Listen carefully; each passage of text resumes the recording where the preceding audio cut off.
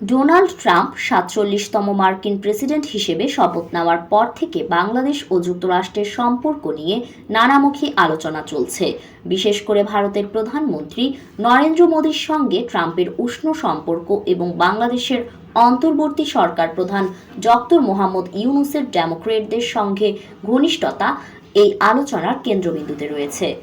কূটনীতিকদের মতে ট্রাম্প প্রশাসন বাংলাদেশকে তাদের এশিয়া নীতির আওতায় মূল্যায়ন করবে। যদিও নির্বাচনী প্রচারণায় সংখ্যালঘু ইস্যু নিয়ে ট্রাম্পের কিছু মন্তব্য নেতিবাচক আলোচনার জন্ম দিয়েছে, তবে সেগুলো বাস্তবায়নের সম্ভাবনা কম। স্থানীয় কূটনীতিকরা মনে করেন যুক্তরাষ্ট্রের পররাষ্ট্রনীতিতে রাতারাতি পরিবর্তন হবে না।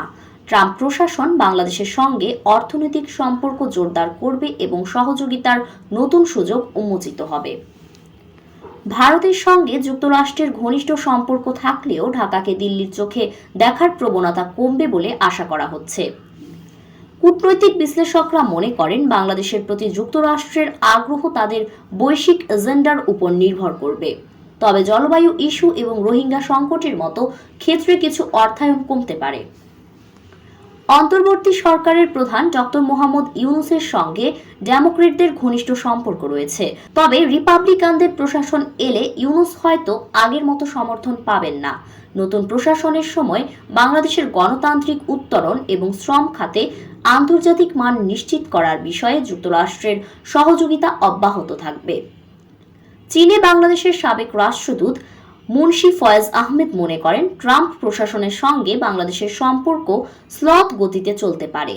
নতুন প্রশাসনের আন্তর্জাতিক কৌশল কিছুটা অন্তর্মুখী হওয়ায় বাংলাদেশের সঙ্গে সক্রিয় সম্পর্কের সম্ভাবনা কম।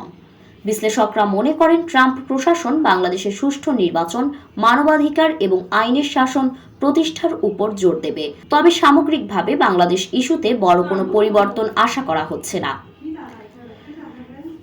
কূটনীতিকরা বিশ্বাস করেন যুক্তরাষ্ট্রের নতুন প্রশাসনের সময়ে বাংলাদেশের সঙ্গে সম্পর্ক ইতিবাচক থাকবে।